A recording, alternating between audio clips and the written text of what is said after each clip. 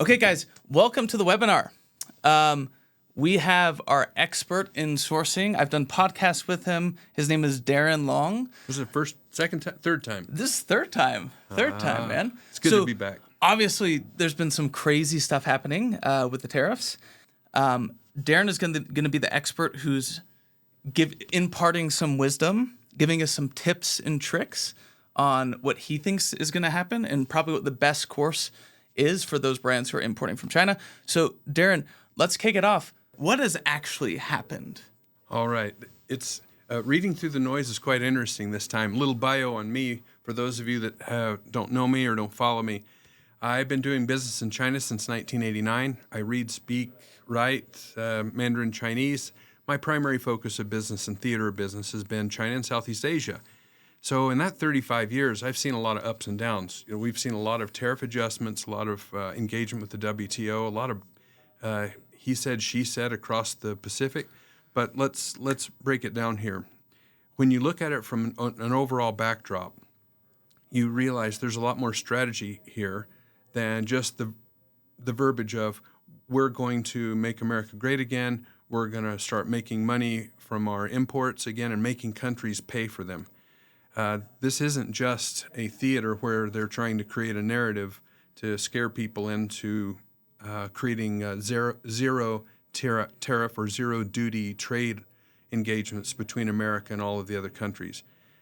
That's not the overall strategy, and we'll get into that. It's really quite awesome, but we'll see these pauses strategically laid in place to help encourage people to come to the table for negotiations directly with the United States. Interesting. So, impact on brands. Let's say I've wrote a PO to my factory in China, and I thought that we were going to be paying whatever, the normal tariff, 5% for my goods and duties at the port. But all of a sudden, that's gone up to over 100%. What advice do you have there? All right. So last week, I was supposed to meet a big box retailer in our factory in Guatemala, where we moved a lot of our manufacturing from out of China. He was supposed to arrive on Friday. He showed up Thursday morning. That's how impactful this has been on big box retailers and small manufacturers. It's magnitudes for them in terms of balance sheet, right? They are canceling the purchase orders. Wow. They're moving cut pieces out of the factory and shipping them to Central America so we can cut and sew. Wow. They're afraid they don't see a balancing of the China-U.S. side of things. If they have orders in Cambodia, Thailand, Vietnam, they're a little bit less incentivized, but those that still have POs in China, a lot of them are being canceled, and they're shipping the fabric because they can't have that exposure, and they're shipping cut pieces if it's near-term shipment over to other countries for final processing into garments. That includes electronics. That includes a whole list of items. We're processing orders now for impulse items for stores in the United States like O'Reilly's or AutoZone, and we want to get them on the containers as fast as we can and take advantage of this 90-day window. But the truth is, China's trade war with the United States has really only begun. Okay, so before we move on to practically how do you relocate, how do you take your supply chain from China to Guatemala to Vietnam and advice there? Before we move on to that topic, explain real fast, again, take away the noise, Section 321, the de minimis. De minimis. What is that? What happened? All right, the de minimis, in a nutshell, is it allows people to ship from China and many other countries, mind you. It's not just only China that participates in de minimis. But you can ship $800 or under, call it $799, into the U.S. market, either from a drop ship model or a bulk ship model, as long as the value is under $800, duty-free. Doesn't matter what the classification is for the commodity. And I know there's a lot of backpack brands, especially there's certain types of brands that they're already doing this. They're fulfilling in Mexico, and they've been taking advantage of this Section 321. Yes, they have. China is by far the largest one. You have a lot of other countries that are doing it, but there's so much drop ship out of. In fact, this is really going to make a tectonic shift for likes of Temu and Shein. And there's a lot of people that sell off of Temu and Shein here in the United States, and that door's going to be closed on May 2nd. True. Or they can pay $50 per item or 30% of the commercial invoice value, which really, again, pretty much closes the door on any single item or dual or triple item shipment that comes in. It's harsh. Now, the word on the street is de minimis is going to go away globally, not just China. Okay. because it's viewed as a direct it's a direct competition mode and model for U.S. manufacturers, small volume manufacturers. So basically, we're giving zero duty, low cost process and production access right into the U.S. market. Right. It's going to be debilitating for a lot of our small e-com operators. It's going to be a challenge. There may be ways to work around, but it will be a challenge. Okay. Well, let's pivot a little bit to, I think one of the main reasons why people have joined this is, so Darin, he's been singing this tune for a long time, guys. Like this idea that like diversify outside of China. He's been an expert manufacturing in China. He's done sourcing from Vietnam. Most recently, can you real fast tell the people, what are you doing in Guatemala right now? All right. So in 2015, we began to feel a little bit of a challenge in China in terms of regulation and people coming by to check our certifications, check our human resource logs, check to make sure that we were compliant. Well, and what we found is that increasing ill wind, so to speak, caused us to say, look, we need to start finding solutions in our own hemisphere, closer to our own world, so to speak, where we could safely locate manufacturing, a little closer proximity, and maybe we save on shipping and certainly save on inventory exposure, right? So we took about a 500,000 capacity footprint in the textile space in just south of Guatemala City in Guatemala. We chose that because Nicaragua had affinity for China. Honduras was a little bit too much of a T-shirt nation for us, and the other countries seemed to feed into Guatemala considerably, and we knew that Mexican business was flowing into Guatemala as well. As the maquilas on the U.S. border got more expensive, their labor flow and workflow would move to Guatemala. Well, quick practical tips here. If Yes. I'm looking to take the manufacturing of my product into a different country outside of China because the trade war is just beginning, like you said. Yes. What are some tips around, when should you look into Mexico? When should you look into Nicaragua? When should you look into Guatemala? That's a great question.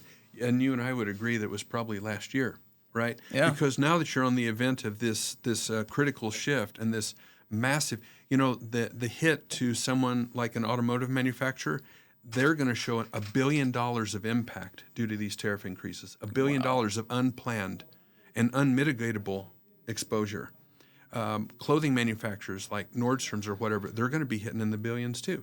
So the plan should have happened before. And fortunately, many of our small and medium-sized entrepreneurs, they're far more nimble. They don't have POs mapped out a whole year, and that exposure that's not with them. So they have the ability to reach out, begin working with Departments of Commerce, Trade, U.S. Department of Trade. They can help introduce you to some of the world-class manufacturers in Mexico. You just hit on a really important point. So for a lot of the brands who are mid-size, this actually could be your superpower. Like this is the time where you can be more nimble. So move ahead of the wave. So you brought up, that was a really good practical tip. So you said, who do you reach out to for help finding other manufacturers? There's great resources at U.S. Department of Commerce. Each embassy and consulate has economic divisions that help put you in touch with quality manufacturers, quality leads, and help introduce you to them individually. How do you reach out to them? Oh, they're on the website. In fact, after this podcast, after this webinar, we'll be sending out some tips and tricks as well as contact links for these important resources. Amazing. Okay? They're free. You guys, it's free. You guys deserve it. You guys are sweating this hard, and I feel it. So. Well, okay, as somebody who's moved manufacturing from China to Vietnam, from China to Guatemala, Yes. How do you know which country is the best to choose from? Is there like a general rule of thumb, like, okay, Mexico is good for furniture or Vietnam is good for backpacks? And yeah, there's a lot of good AI resources out there that help you categorically identify which countries or even locations within countries might be good for your specific product or commodity. However, we went through a considerable research for ourselves because we knew that we needed to plant a factory, hire hundreds of employees. We've got several hundred employees now. And that means you need to calculate political risk, foreign currency risk, access to resources, access to ports. All of that needs to be established in a particular model that allows you to say, oh, this is my risk assessment. What can I handle? What can I stomach? Where is the most safest location for us? That's why we chose Guatemala. Not all of these people can do that in-depth of research. So how can they reach out to somebody who can help them do this research and help them find a manufacturer in Guatemala or that would be largely through departments of commerce that can do that. Or you've got a great resource with me and you, Jared. I know that you've got great contacts within the market space too. But the availability of well-informed resources global well-informed resource is actually relatively narrow.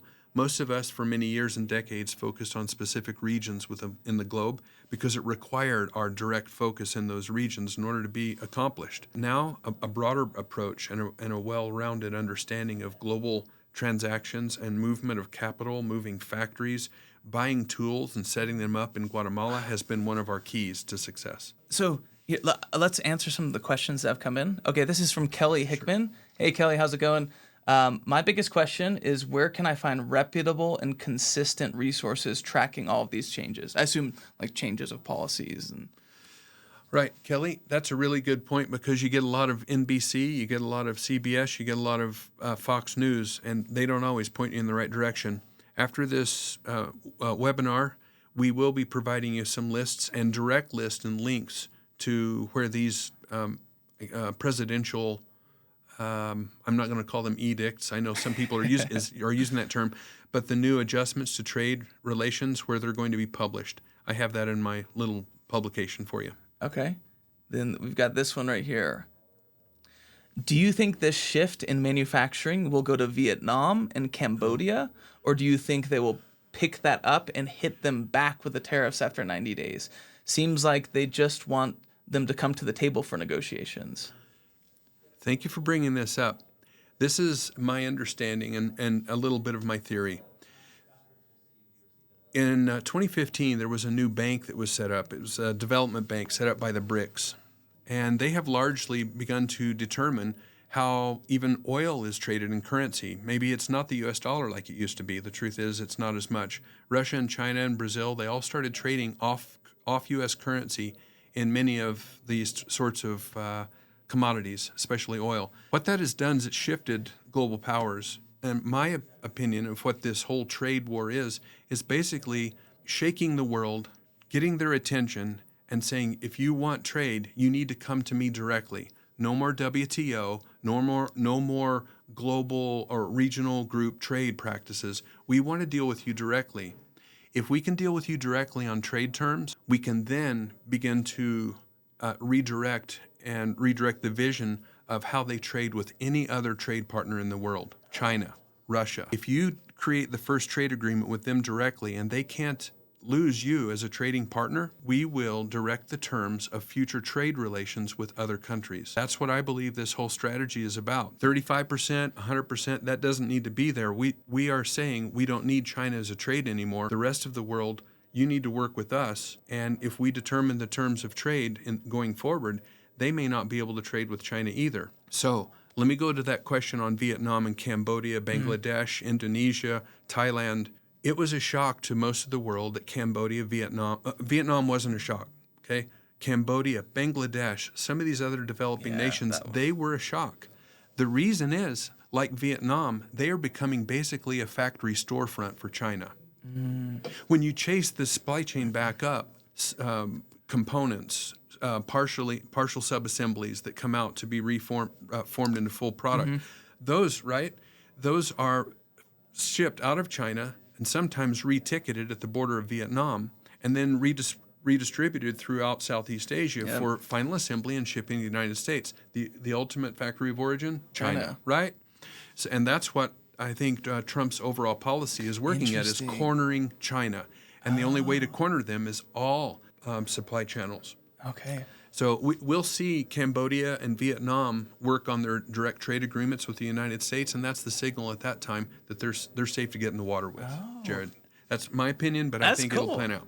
Yep. Okay, this is a really cool. So thanks for that question, by the way. I'm sure this person, they have a shoe brand. Actually, I think it's one of our customers, Xena Workwear. So what about strategies to ship components to the U.S. and assemble them here in specific footwear? Great strategy. There's two angles to that. There are free trade zones here in the United States, and if you can find, it's an interesting opportunity with the Super 8.8 entity that are Native American entities. They have sovereignty on their own land, and they can set up trade zones with you to help put those products together and significantly reduce tariffs. Really? Are you serious? Yes. Wait, explain that. Absolutely. Explain that. We'll end up hijacking the whole day. Okay, yeah, well, yes. Super 8A. Super 8A. So if you've got a friend who's Navajo, Cherokee, San Manuel, Any of the tribal nations can work with you to set up joint ventures where you can bring product in, have it assembled, and have it dramatically reduced duty. Wow. Because they don't have the same duty and tariff schedules generally that we do. They're individual nations,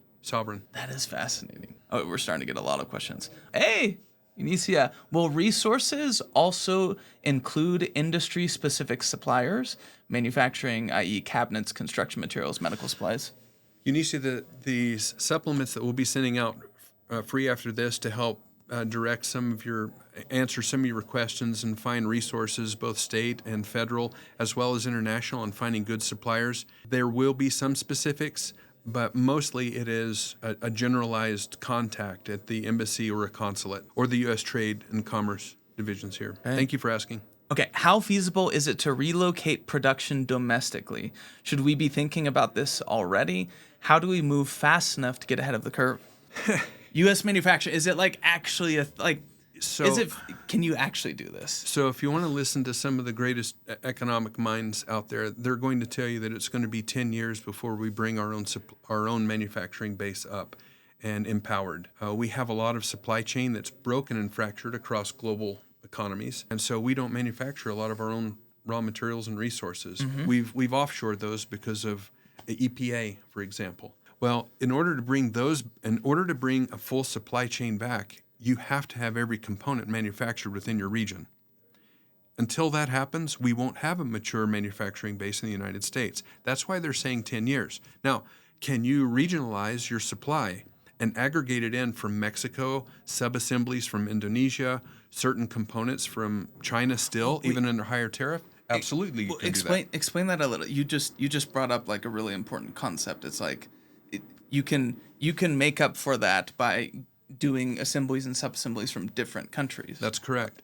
One of the strategies that's being investigated right now, and I'm a proponent of, is regionalizing your access or your componentization of your product. So if you've got a plastic shell that you know that you can bring in from Mexico, bring it in from Mexico, then bring in your most core component that you can't buy anywhere else, like for some of the medical devices that we manufacture. Literally, there isn't anywhere else on the earth other than Israel or China where they can be made. Where do we buy them? We have to buy them in China. They're just going to suffer the 125% duty rate or higher if it goes there. But we can minimize exposure by subdividing basically the product set itself and only manufacturing in China the components required and exporting and importing those in the United States and reducing our tariff and duty exposure. The rest of the elements we will source from other parts of the world, or Mexico, or Guatemala. We're setting up a foam factory and conceptualizing a foam factory in Guatemala right now. We're conceptualizing a medical tubing. Over the past 72 hours, my former manufacturing partners, motorcycle sub-assemblies, medical goods, devices, subcomponents of what they need to build their overall unit. What can we do to marginalize our exposure? And this is the way we look at it right now. So I think the reason why so many people are on this is because what you just, like that deep of strategy, it requires a deep supply chain audit. Are you willing to, if somebody reaches out afterwards to you and your company, would you be willing to do supply chain audit? Sorry to put you on the spot. Absolutely. No, we're glad to do that. One of the big challenges that each of you face, and that's traceability, right?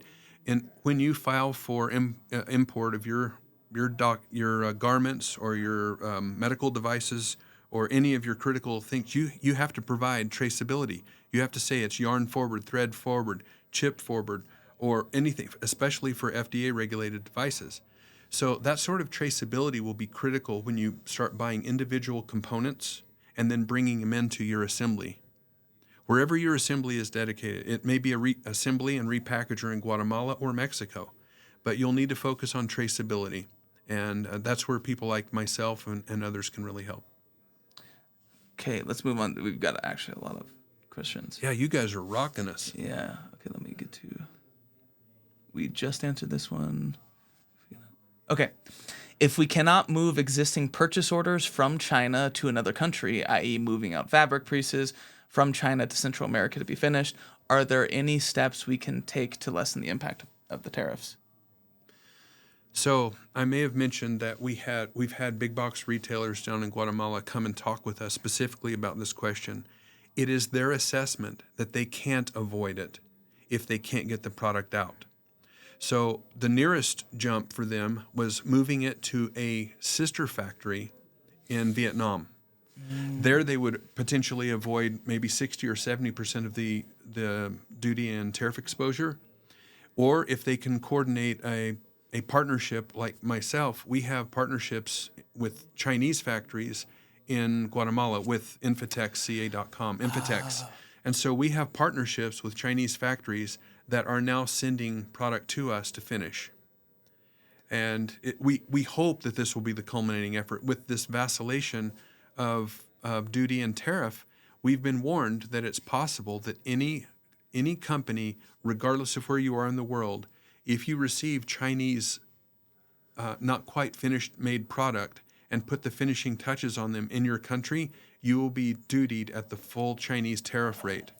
Right now, if I were to bring fabric in from China and make a product in Guatemala with that fabric, I would be dutied at the rate of the base China tariff on that garment. For example, a shirt, it might be 12.8% or it might be 32%. If I made a finished garment in Guatemala using Chinese fabric, I would be dutied at 32%. Wow. Plus my 10% universal duty in Guatemala. It used to be only the base rate, but you're still avoiding 125% duty. But the Trump administration has signaled that they're going to start tracking those sorts of transactions and duty us in Guatemala or Mexico or anywhere else with a lower trade agreement with the United States and duty us at the full China rate. I hope that makes sense to everyone. So be careful before you start diving into those waters because you could get caught in the second bear trap. Okay. As a follow-up to Dimitri's question, which was about the footwear. Thanks, Sonia. Where will the skill set come from to assemble, quote unquote? Does the expertise in the workforce exist in the United States? So, Sonia, a quick response to Dimitri. I know of a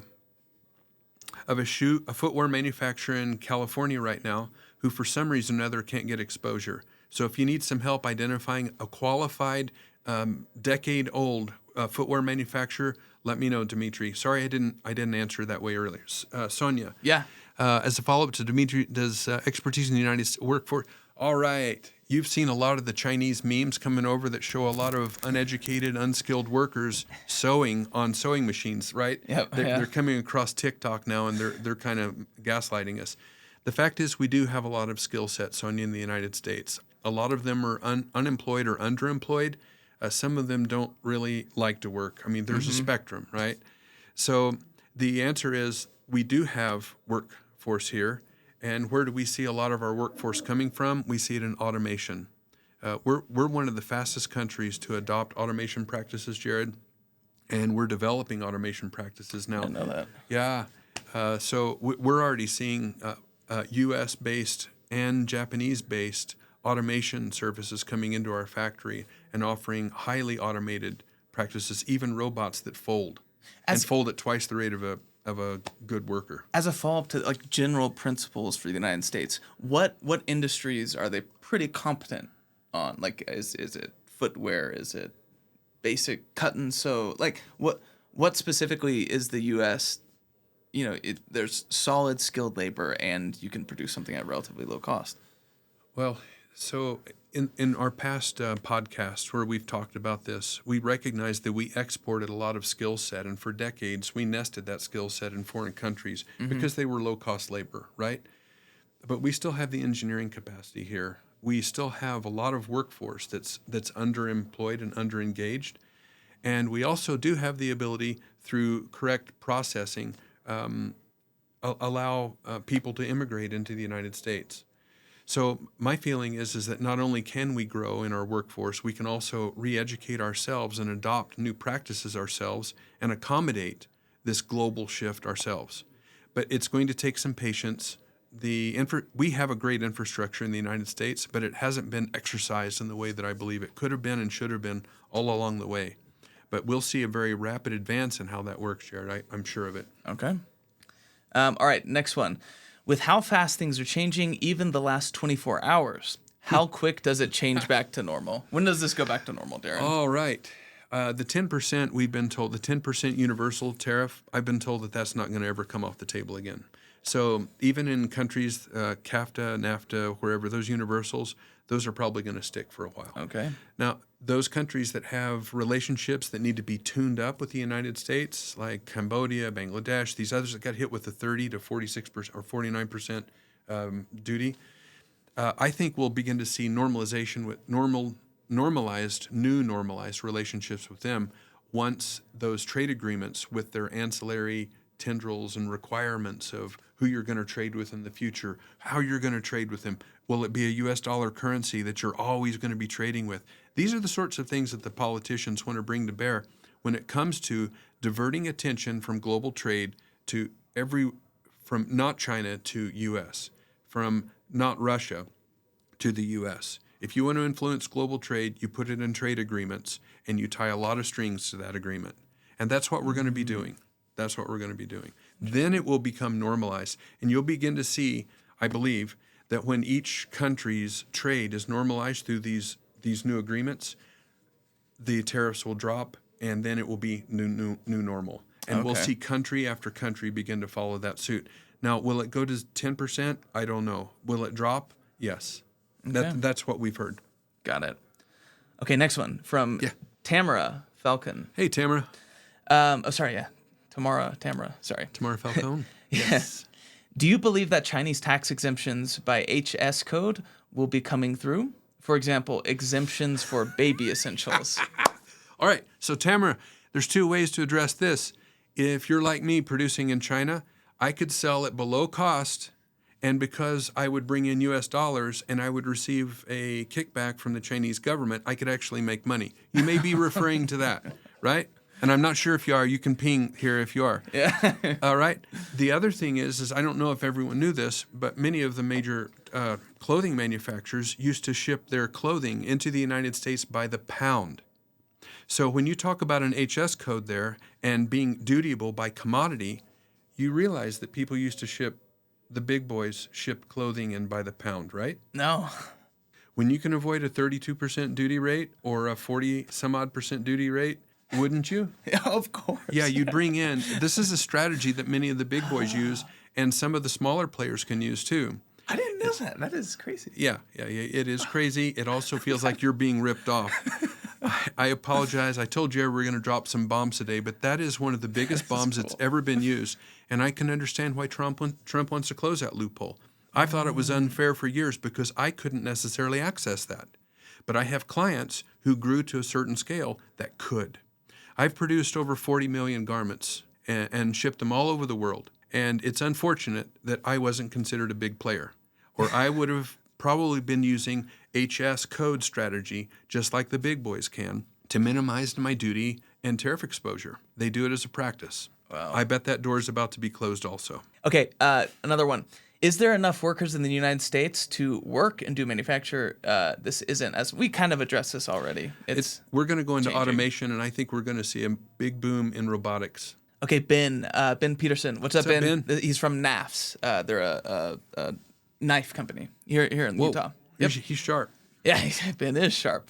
Okay, Darin said, quote, China's trade war with the United States has only just begun. Can you elaborate? There's a part of me that thinks we can wait this out, and they'll iron these things out between the governments in the next 3 to 6 months. Can you please, I'm guessing, please help us understand why this won't be the case? All right.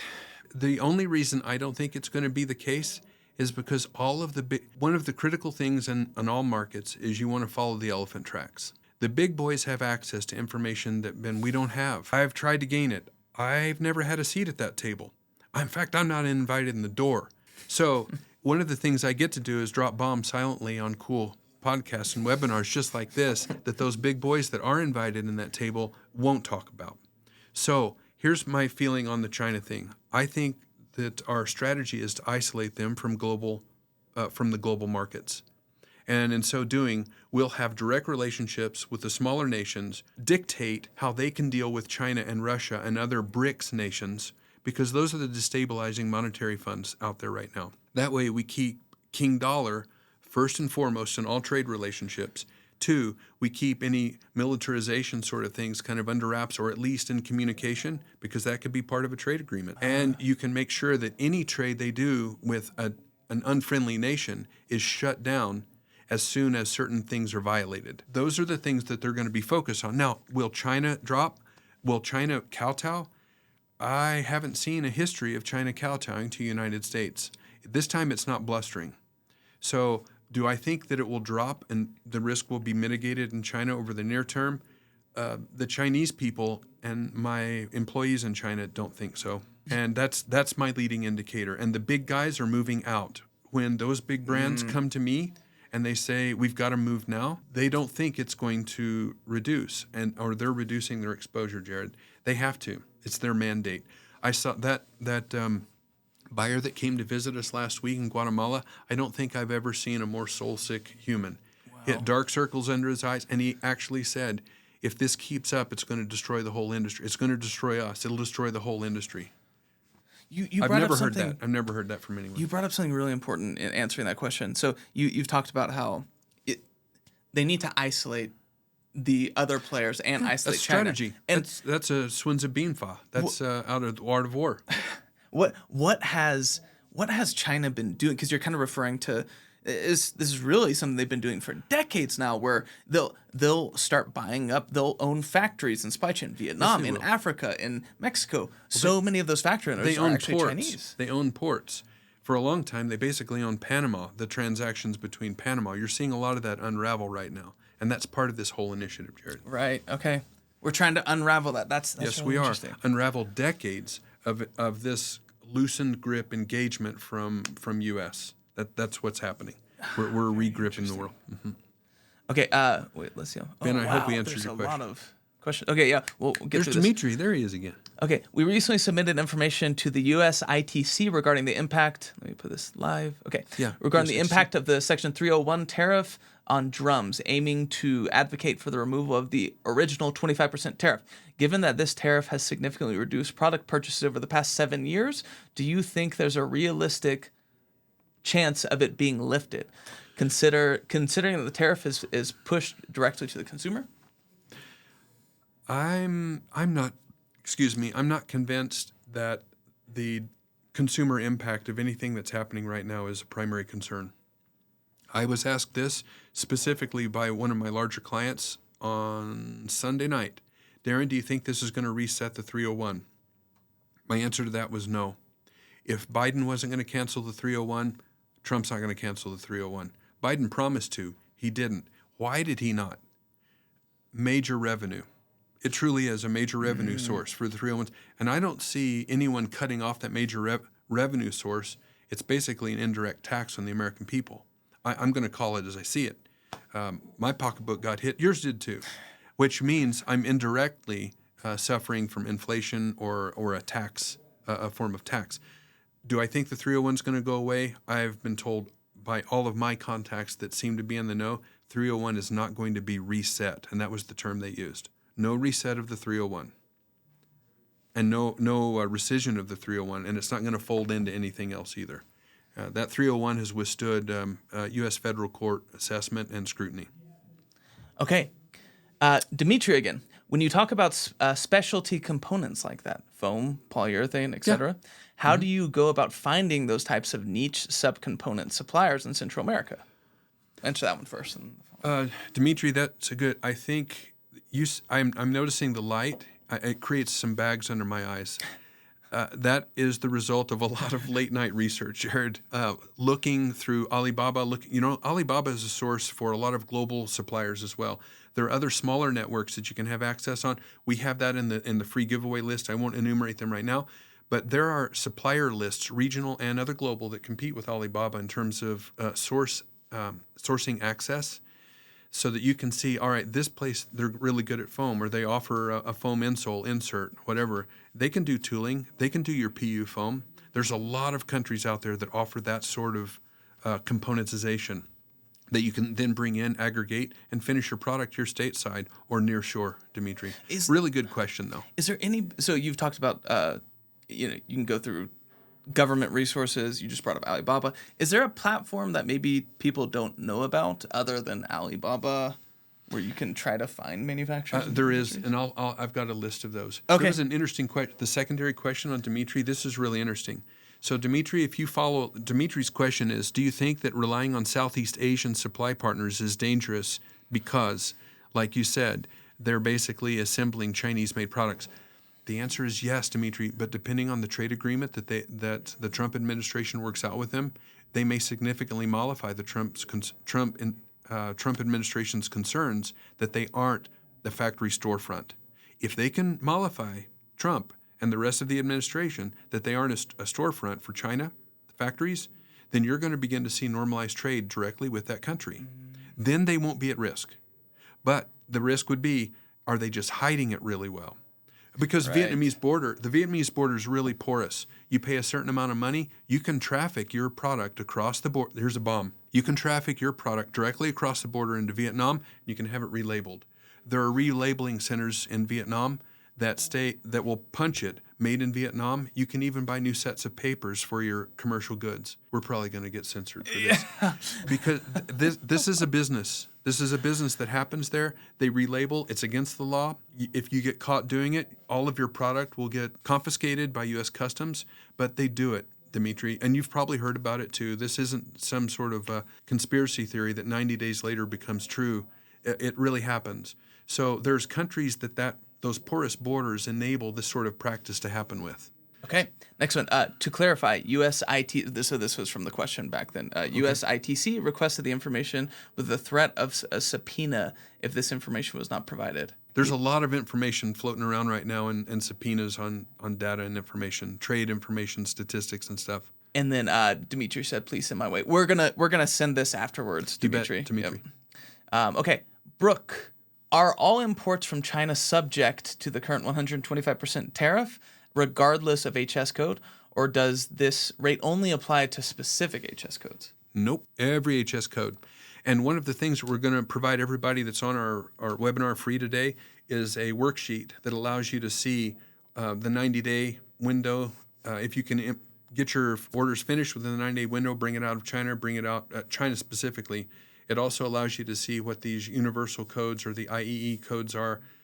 You can put your own code in there and see what the impact is on your particular commodity and code. So right now, it applies to all of them. And this is after working with my import-export specialists. We've got great attorneys that help us with that. Import trade law, they are spot on. So can I give them a shout out? Yo, 100, right, yes. Yeah, sure. So if you're worried about some of this, the people that I know that are truly up to speed on it, and this will come out in the free handout, but it's internationaltradelaw.law or internationaltrade.law. Sorry, I've got bad eyes.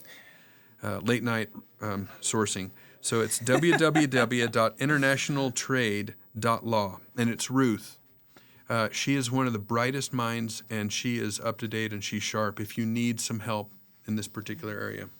You know, I also for those, there's a lot of Luminous customers on here as well, because it's the association with this webinar. So guys, in Luminous, a lot of our customers, they keep track of their HS codes per product. Yes. So it's really easy to export those, run it through Darin's calculator, or not a calculator, just hit the information packet. So you can see what your full load is. Exactly. You've got a duty and tariff stack now. It used to be a vitamin stack.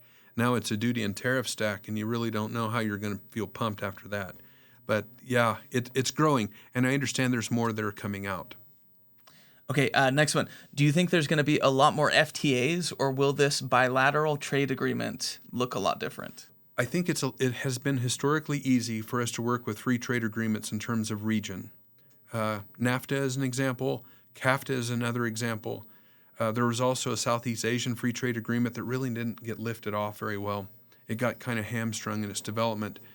I think the free trade agreements, are going to become more bilateral, country to country, country to country. That way you don't suffer, such as CAFTA right now. CAFTA faces a little bit of a crisis.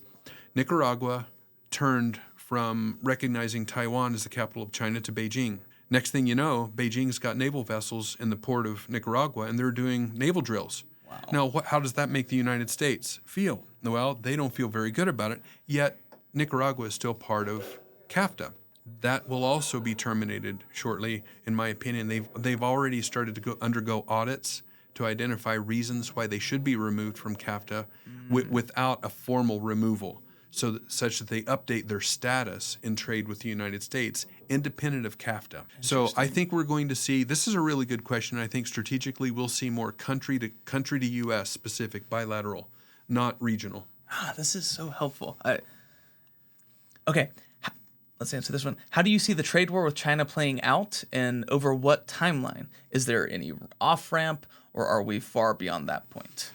So my understanding was a lot of factories in China were closing, and I reached out to 24 of my friends over in China who are spread out throughout all the region, and they said they haven't seen, since the 301 tariff, they haven't seen as much of a drastic drop in production, but it is beginning to fade. There are some factories that have been on holiday leave for a while, and that's due to, I think, like the big box retailer who simply couldn't continue with the purchase orders. It was either completely cancel it or allow us to buy our fabric and we'll shake hands and say, hey, we did our best, right?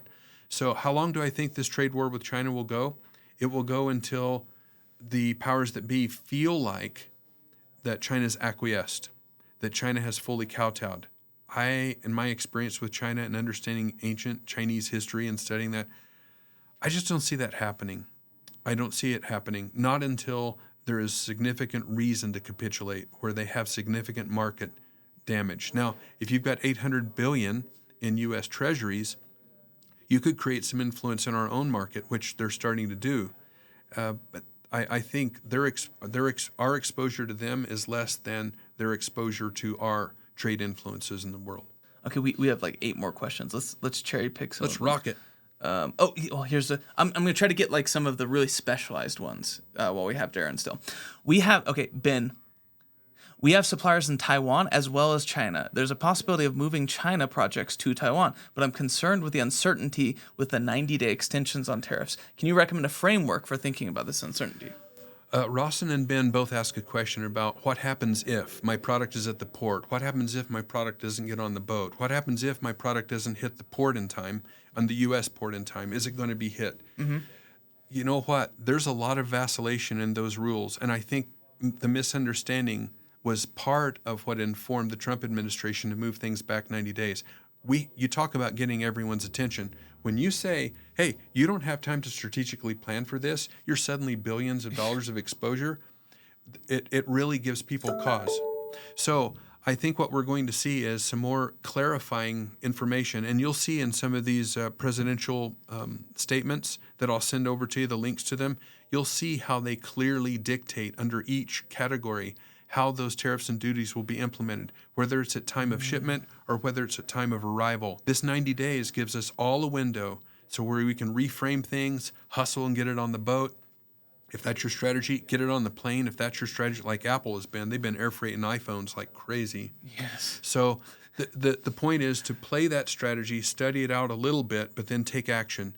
The worst thing you could do is no action in this environment. No action is still a decision. And then it's like, gosh, I wish I would have moved sooner. How many times have we heard that? Yes. How many times, Jared? My goodness. Right? Okay, let's try to pick some. Okay. This is interesting. From Tim, what will the impact from tariffs on container prices? How do you see that evolving towards Q4? Yeah. It's gonna repeat of COVID. Yes.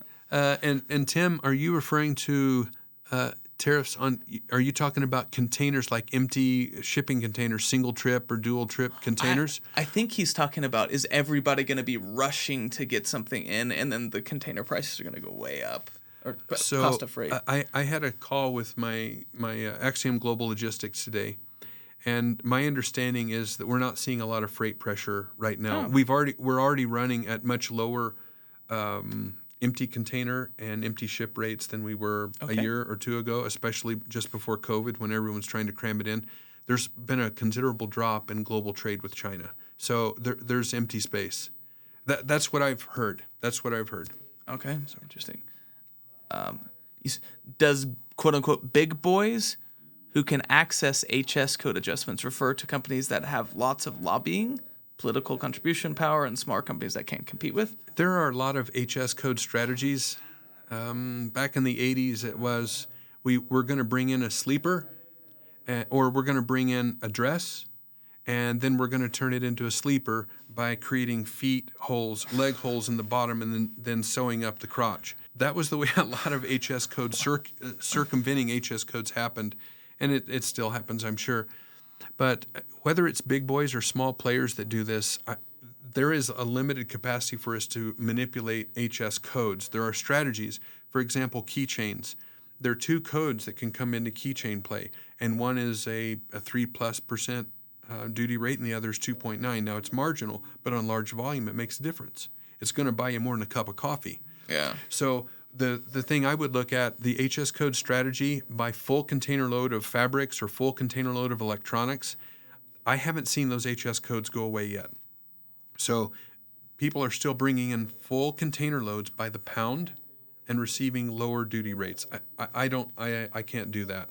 So, You know what I want to do for the rest of the time? There's still some open questions, but Darin, what should we do if, like, your closing words to impart with? There's so many operators. There's people that purchase from multiple different countries. They're interested in maybe moving to Mexico, or what are next steps? If you feel like this sort of risk that we're going through right now, and we're not just doing it right now, right? Let's not. We have lost the memory of what happened when we all faced 301. The world was ending. It didn't. What's happening right now feels like the world is ending. Now, for the de minimis, it's going to really move your cheese. If you haven't read, the book about where you move your cheese, you better pick it up. So your cheese is getting moved. But that doesn't mean that the world is ending. You simply need to reframe the way you're going to look at the opportunity to use this as a planning opportunity to redistribute your supply chain. Risk mitigate your supply chain. Whether you're big or small, you're going to take a look at it a little bit differently here on out. Now, is it going to really hurt for a while? Unfortunately, it's probably going to hurt for a while. But sit back. You've got a 90-day window to kind of evaluate. Take about 30 of those days, study it out, and then determine, okay, I'm going to follow a path to redistribute the risk in my supply chain and put a certain portion of it in Mexico, put a certain portion of it somewhere else. Don't sole source manufacture. The big boys don't. We think we need to because we get better prices, and the next thing you know, we wake up in the morning with a 100% tariff on our back. You need to risk mitigate. We are not going to see this go away soon, and if it can come today or April 2nd, it can come again at future years. That's what I've known. In 35 years of doing this, waves hit. We're in the middle of another wave. You can avoid the next wave by risk mitigating your supply chain. That's great advice. And this I'll add this from my perspective. Right now, a light is being shown onto brands' landed cost. So Luminous, we're an operating system for modern brands. A big part of what we do is you can allocate variable costs into your shipment and PO at a unit level, at a category level, at a shipping weight level, at the dimensional level. And right now, it's more important than ever to have a tool that can actually spit out your landed cost, because right now the difference between 2 or 3% margin, it's that could be the difference in you staying in business. So Luminous, we have our landed cost features are built for this. You can allocate tariffs to specific items on shipments, and then we track it in landed cost layers, so you can actually know this good that was sold out of this warehouse was done at whatever margin. Jared, that's great. So can you compartmentalize the tariff and duty elements per component? Yes. So if they aggregate across multiple regions and bring in plastic from Mexico, electronic. See, that's an amazing tool. Most of you may not have access to a tool like that, but as you begin to risk mitigate, you're going to want to bring in components from the lowest cost regions possible to mitigate your duty and tariff exposure and your political risk. And that's what we're suffering today. Isn't necessarily tariff and duty. It's actually the effects of political risk and fallout. And from the perspective of, that's another thing about Luminous as well that we built in on purpose is we can handle assemblies and sub-assemblies. So it's brilliant. You have to be able to have a system that can digest. Not only do you have a finished good, but you also have bill of materials that have assemblies and sub-assemblies, and you can allocate cost within those. So super important. Yes. I actually, you're one of the first softwares that I've heard do that. The rest of them do it on spreadsheet or a sharp pencil. Those sort of guys like me, we still exist. We still sharpen the pencil on these things because we can't believe what we're seeing in the daggum spreadsheet. 125% duty. I had to put that down on my notebook and add it myself. That was insane. Yeah. Yeah, it's not hyperbole either. There's no hyperbole here. Insanity hit on April 2nd. Well, guys, thank you for joining. I hope to do some more of these webinars with experts like Darin. Darin, thank you for joining us. That was incredible. We're going to clip out some of those bombs so that we can post them. Oh, okay. Don't clip them. No, like when I say clip, I mean so we can reshare them because there were some bombs dropped on this. Yeah, we had a few more. Jared may have me back as I've shaved and I comb my hair, and he kind of likes me. But if you have any questions that come from this discussion or you need particular help, there are resources available. We'll send you access to some of the resources that we use.